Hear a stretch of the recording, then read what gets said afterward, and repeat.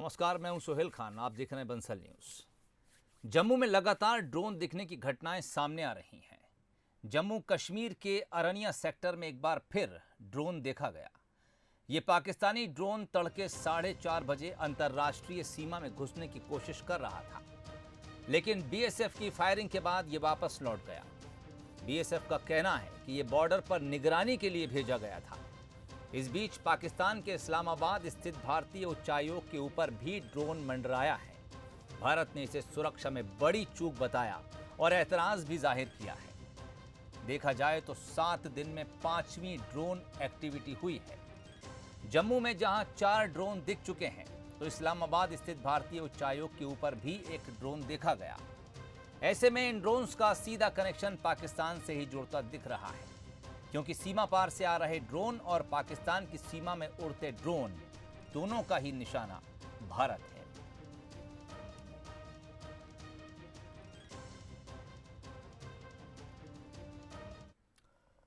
जम्मू कश्मीर में ड्रोन से आतंकी हमले की साजिश के खुलासे के बाद भारतीय सुरक्षा एजेंसियां अलर्ट हो गई हैं। आसमानी चुनौती से निपटने के लिए भारतीय सेना ने एयर डिफेंस कमांड की स्थापना का ऐलान किया है। मीडिया रिपोर्ट्स के मुताबिक सीडीएस जनरल बिपिन रावत ने कहा कि सेना मैरीटाइम कमांड और एयर डिफेंस कमांड बनाने जा रही है। वहीं बिपिन रावत का यह भी कहना है कि एयर डिफेंस कमांड की जिम्मेदारी हमारे एयर स्पेस को सुरक्षित रखने की होगी। एयर डिफेंस कमांड सभी एयरक्राफ्ट, हेलीकॉप्टर या फिर ड्रोन की निगरानी करेगा। उन्होंने कहा कि जम्मू एयरबेस पर ड्रोन से हमले के बाद सुरक्षा को बढ़ा दिया गया है और अब एक कमांडर की जिम्मेदारी पूरे एयरबेस की सुरक्षा की होगी। वहीं हिंद महासागर में बढ़ते खतरे को देखते हुए मैरीटाइम कमांड की स्थापना भी की जाएगी। वहीं थल सेना में भी 2 नए फ्रंट बनाए जाएंगे। एक वेस्ट फ्रंट और दूसरा नॉर्थ फ्रंट बनाया जाएगा।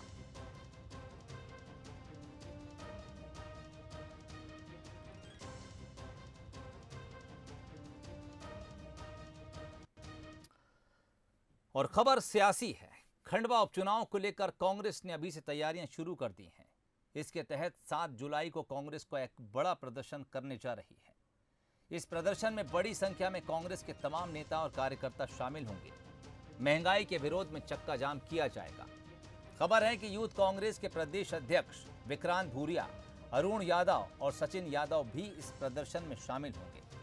महंगाई के साथ साथ कई और मुद्दों की गूंज भी इस प्रदर्शन में सुनाई देगी। स्थानीय मुद्दों पर फोकस रहेगा।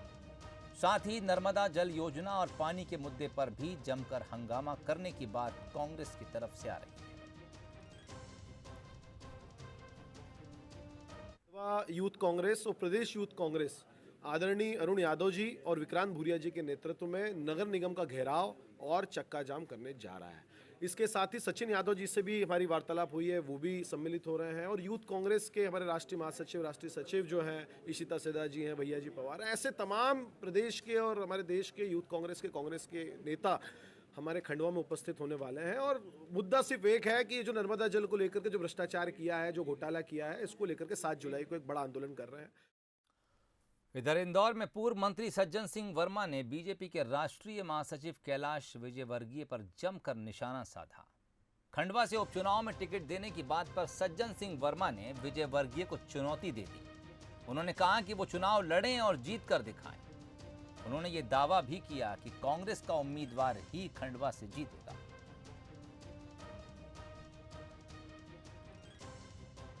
का आमंत्रण हम भी देते, आ जाओ भाई, खंडवा से बीजेपी की तरफ से लड़ लो, कांग्रेस का उम्मीदवार डंके की चोट पे जीतेगा। कोई चुनौती आप मानते हैं? No no no no. और अब बात सियासत में सुपरहिट शिवराज की। शिवराज सबके सर्वमान्य कैसे बन जाते हैं? कयास कुछ चल रहे होते हैं और शिवराज कुछ और कर रहे होते हैं। सीहोर में कैबिनेट की बैठक की बात करें या जंबो कार्य समिति की पहली बैठक में मुरलीधर राव के बयान की बात करें, जिसमें उन्होंने साफ कर दिया था कि शिवराज के पीछे पूरा केंद्रीय नेतृत्व खड़ा है। और अब मंत्रियों के साथ डिनर को ही देख लें तो ये उनके तालमेल को दर्शाता है। वैसे इसे टिप्स देने के रूप में भी देखा जा रहा है। जब जब लगे कयास, तब तब निखरे शिवराज। शिवराज के टिप्स राजनीति में सुपरहिट। महान हॉकी खिलाड़ी ध्यानचंद को हॉकी का जादूगर कहा जाता है, क्योंकि विरोधी टीम को पता ही नहीं चल पाता था कि ध्यानचंद कब गोल पोस्ट में गेंद डाल देते थे। मध्य प्रदेश की राजनीति में मुख्यमंत्री शिवराज सिंह चौहान का भी यही अंदाज है। जब जब कयास लगे तब तब शिवराज सिंह चौहान निखर कर सामने आए। पिछले दिनों सीहोर में मंत्रियों के साथ दिन भर मंथन के बाद मुख्यमंत्री शिवराज सिंह चौहान ने गुरुवार को एक बार फिर मंत्रियों को डिनर पर बुलाया। मौका था मंत्रियों को जिले का प्रभार देने के बाद कार्यशैली पर टिप्स देने का। अब सीएम के डिनर की तस्वीर ही देख लीजिए।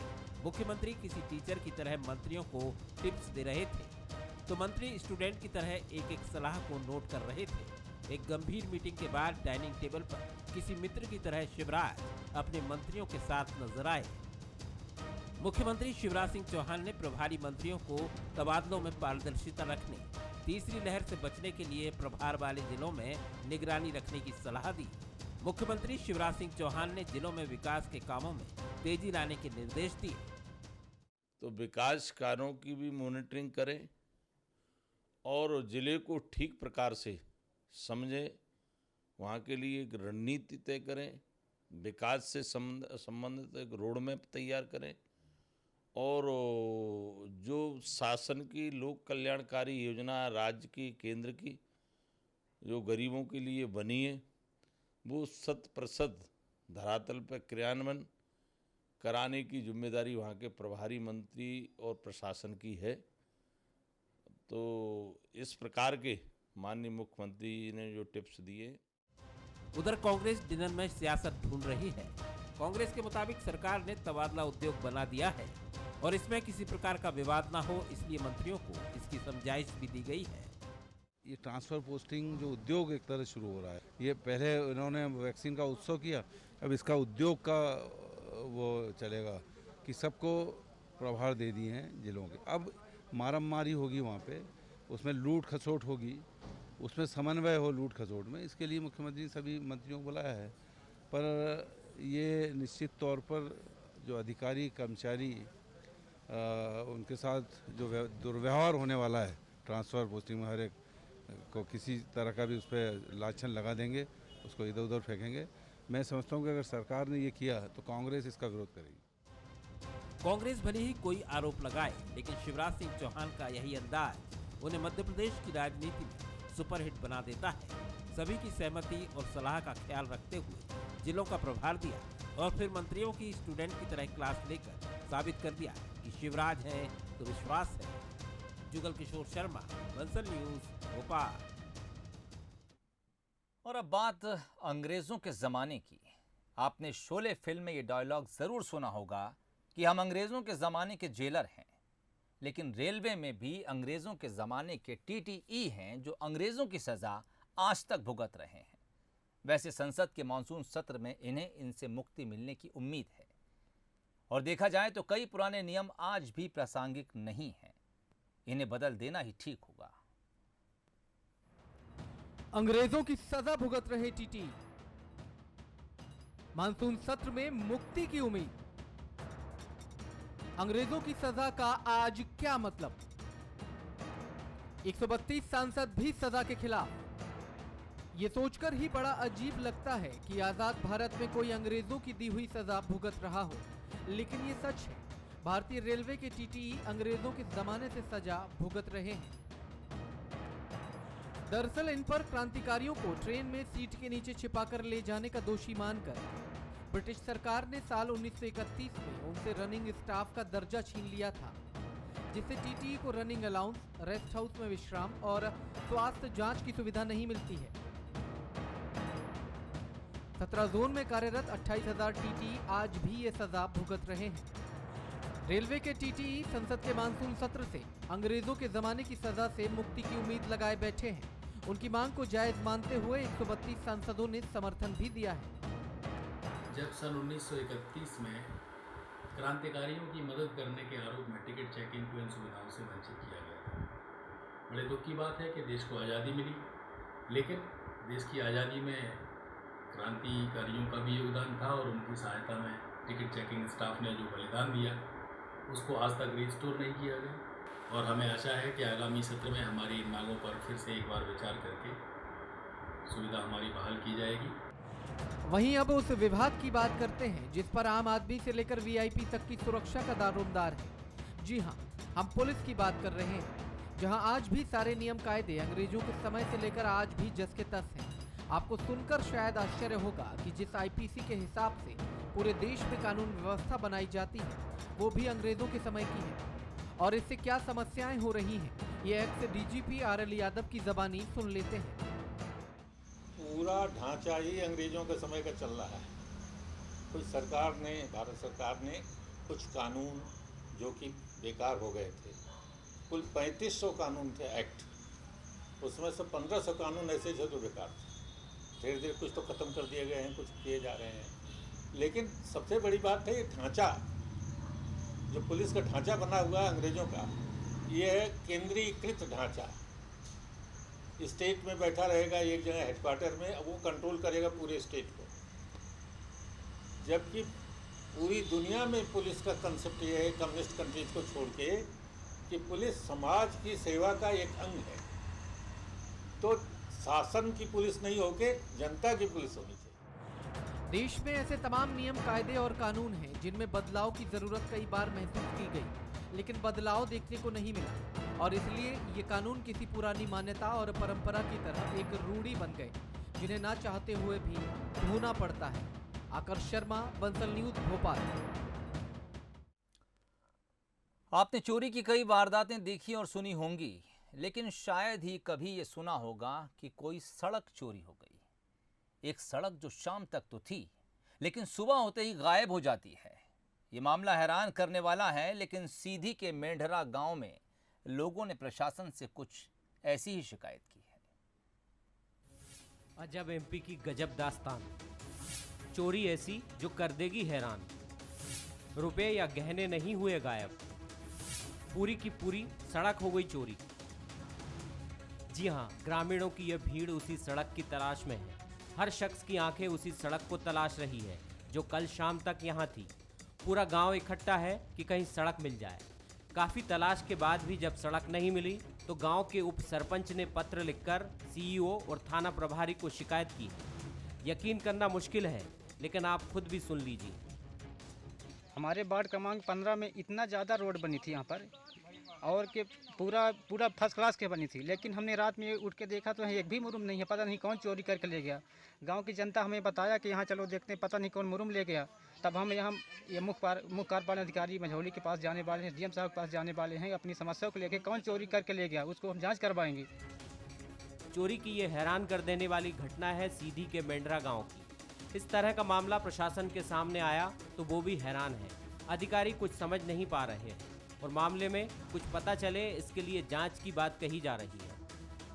आज लोगों के द्वारा आके आवेदन दिया गया है, उस आवेदन की जांच कराई जाएगी। जांच के बाद जो कुछ पाया जाएगा वो कार्रवाई की जाएगी। अब हम जांच कराएंगे, जांच में जो भी पाया जाएगा वो कार्रवाई होगी। अब इस चोरी के पीछे की कहानी भी समझ लीजिए। आरोप है कि पंचायत ने 10 लाख की लागत से यह सड़क का निर्माण कराया है।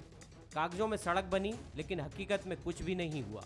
लिहाजा ग्रामीणों ने इस अंदाज में अपनी बात प्रशासन तक पहुंचाई, जो चर्चा का विषय बनी हुई है।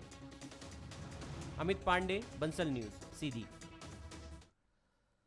यहाँ वक्त है एक ब्रेक का। ब्रेक के बाद आपको दिखाएंगे एक ऐसा पेड़ जिस पर फलते हैं 121 वैरायटी के आम।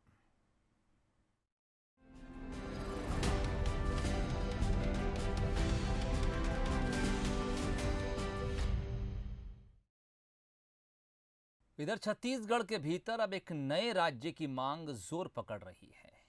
नए राज्य की मांग करने वालों का कहना है कि 15 साल तक बीजेपी के राज में जो कुछ हुआ वही कांग्रेस के राज में भी हो रहा है, यानी तस्वीर बदल नहीं रही है। ऐसे में राज्य के एक विशेष हिस्से से अलग राज्य की मांग जोर पकड़ रही है। तारीख 17 मई। सुकमा का सिलगेर इलाका। पुलिस कैंप के विरोध में प्रदर्शन। गोलियों की तड़तड़ाहट।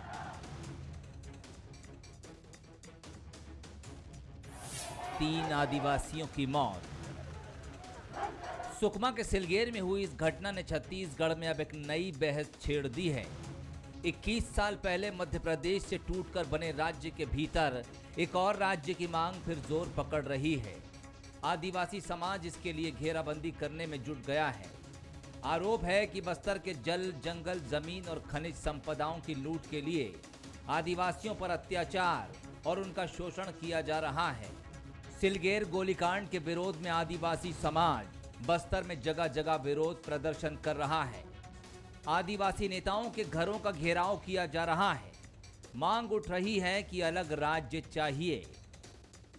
आदिवासी समाज ने एक नया मुहिम छोड़ दिया कि अगर पृथक बस्तर राज्य बनता है तो यहाँ के जो आदिवासी हैं, मूल निवासी समाज का जो समस्या है उसका समाधान हम अपने हाथ में ले सकते हैं, तो समस्या का समाधान हो सकता है। यहाँ के जो आदिवासी और मूल निवासी समाज के जो नेतृत्व करता है, जन आंदोलनकारी हैं, उनको लगा कि कहीं ना कहीं हम पीछे जा रहे हैं। आदिवासी समाज ने बस्तर को अलग राज्य बनाने की मांग तो उठा दी, लेकिन इस पर बड़े आदिवासी नेता सहमत नहीं हैं। नेताओं के मुताबिक छत्तीसगढ़ का बंटवारा करना गलत होगा। सरकार बस्तर के आदिवासियों के विकास के लिए गंभीर प्रयास कर रही है। फिर भी आदिवासियों को अगर कहीं कोई कमी लगती है तो उसे दूर करने का आश्वासन भी दिया जा रहा है। नहीं, मुद्दा तो हमेशा रखे जा रहे हैं और सुनी भी जा रही है। जो सहयोग बस्तर में मिलना है, जैसे आप देख रहे हैं कि बस्तर जिला को एकदम अलग कर दिए। जैसे तृतीय श्रेणी, चतुर्थ श्रेणी नौकरी में उनको प्राथमिकता देना है, वो दे रहे हैं। पुलिस की भर्ती में प्राथमिकता देना है, दे रहे हैं। शिक्षा विभाग में प्राथमिकता दे रहे हैं। ऐसा नहीं है कि बस्तर के वासियों को प्राथमिकता नहीं मिल रही है। हो सकता है कहीं उनको कमी लग रहा होगा, तो वो भी धीरे धीरे पूरी होगी। ये जवाब सियासी हो सकता है, जो फिलहाल बस्तर के आदिवासियों को समझ नहीं आ रहा है। इसके बाद आने वाले वक्त में बस्तर को अलग राज्य बनाने की मांग सियासत को और भी गहरा सकती है। फिलहाल लोहा गर्म है। ऐसे में सरकार का कोई भी आदिवासी नेता आंदोलन कर रहे हजारों आदिवासियों को मनाने की हिम्मत नहीं जुटा पा रहा है। आदिवासी समाज द्वारा बस्तर को अलग राज्य बनाने की मांग ने एक बार फिर से बस्तर की सियासत को एक नया हवा दे दिया है।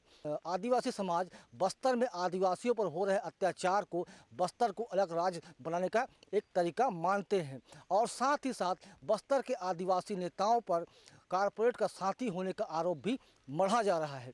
आदिवासी समाज द्वारा बस्तर को अलग राज्य बनाने की उनकी मांग कितनी जायज़ है, ये तो आने वाला वक्त ही बताएगा। फिलहाल बस्तर के आदिवासी नेताओं का इस वक्त मुसीबतें बढ़ी हुई है। कैमरा पर्सन राहुल के साथ प्रकाश ठाकुर, बंसल न्यूज़, कांकेर। बेशक आम फलों का राजा है। हापुस से लेकर लंगड़ा तक सभी तरह के आम के लोग दीवाने हैं। लेकिन सोचिए, अगर आपके घर के आम के पेड़ पर 121 वैरायटी के आम उग जाएं। जी हां, सहारनपुर के 10 साल पुराने आम के एक पेड़ पर 121 तरह के आम उगे हैं। ये पूरे देश में आकर्षण का केंद्र बना हुआ है। देसी आम के पेड़ की शाखाओं पर विभिन्न प्रकार के आमों की ब्रांच लगाई गई थी, जिसके बाद हर ब्रांच से अलग अलग प्रकार के आम उगने लगे। एक ही पेड़ पर दशहरी, लंगड़ा, चौसा, रामकेला, आम्रपाली जैसी दर्जनों आम उगे हैं। इस पेड़ की देखरेख के लिए अलग से एक नर्सरी इंचार्ज की नियुक्ति भी की गई है। पेड़ पर 5 साल से हॉर्टिकल्चरिस्ट एक्सपेरिमेंट भी कर रहे हैं। एक्सपेरिमेंट का उद्देश्य आम की नई किस्मों पर शोध करना था।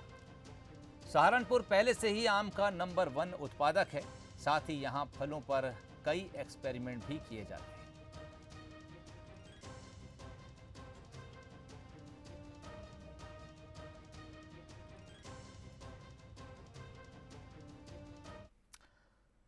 इस हैरत अंगेज खबर के साथ बुलेटिन में फिलहाल इतना ही।